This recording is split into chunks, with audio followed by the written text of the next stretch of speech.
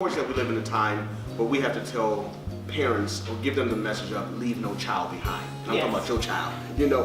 Right. You shouldn't want to leave your child behind anyway, right? People are getting so busy and preoccupied with things that have no value. Other adult relationships are working extra hard and a number of things that's going on. Before you know it, your child is.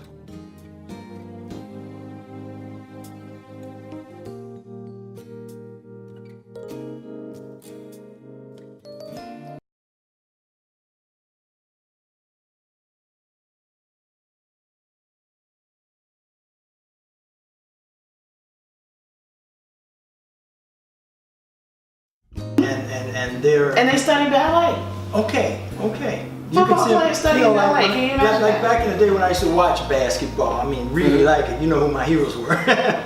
They were very rhythmic. The way they moved with that ball going down court, and their moves were like a symphonic, piece. You know what I mean? It's like you could see where it carries over, and when they're done in the gym, you see they got their headphones on. They're jamming. They're listening. So how do you see that playing a big role in the education system? I know you told us that you're dealing with young people and you have children that are part of a system, and their school system, is it the same as or are they actually how would you say they go to regular school and then they come back into the environment, or how is that done, or is school right in the place with them? No, they attend regular schools. That could be an MPS school, could be a charter or a choice school, but so they're still mainstream, if you will. Yeah, that's what I was looking for. So do they get music though? Do they get a lot of depends on what school they're in. So you can say that some do, depending on again that school. We have young folks who are part of Reagan High School. That's a great school. Yeah, we have some who have attended King. We've had folks over at Hamilton. Another great school. Right, Pulaski, a number. So, then at Holy Dominion Christian Academy, they're all over the city. They're children, they're young people in our community. So depending on the resources in that school is going to determine what can be offered to those children. So while some of our youth may have these extracurricular activities, others don't have them. But again, I think it's important, to create an environment where you infuse music in it, where you have some instruments, and I think when you listen to Pastor John High, when you talk about how that in your family, from generationally speaking, this was passed down, this talent, maybe even possibly the love of music. Absolutely. And I do believe, I don't know, Yvonne, how you think, your thoughts about it, but how things can be passed down. There's something in mental health community we call the epigenetics of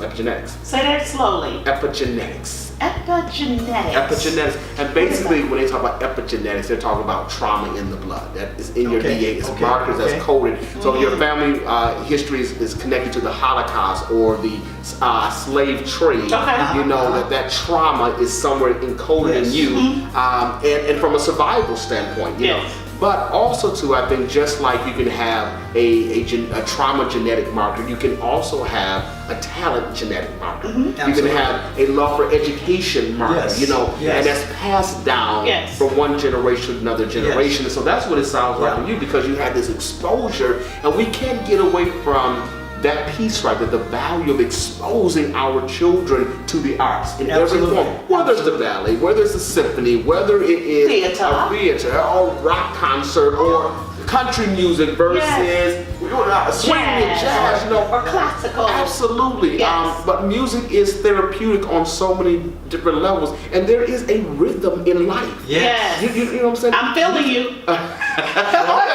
You're the songstress. I'm telling you, a rhythm in life. Absolutely. Many days, because I grew up in Chicago. I lived on the west side and I lived on the south side. And I don't want to talk about my neighborhoods, but I can tell you the many days I was in my house practicing my bass clarinet, or my clarinet, because I started out on clarinet first. And I could have been out doing anything outside, but I was disciplined to stay in, and you hear about things that happen. And I can remember that, that was during the time I was practicing. I was not involved. So it's a safeguard. Absolutely. From trouble. It's an outlet. It's an outlet. And that's what I'm saying. People escape into music, I like that. Absolutely. And can you see yourself? Can you see yourself escaping? Because we had to, because just dealing with trauma, dealing with poverty, just another social issues, people found solace and peace and sanctity Yes. in music. Yes. You know, whether you was beating on something, whether you Yes. was listening to something, Absolutely. it's therapeutic. It's healing to our soul. Yes. Absolutely. So just think about So if slavery in your the soul song. is sick, Yeah. you can actually find refuge in music. Absolutely. Healing. Think about what singing did for our ancestors who were on plantations.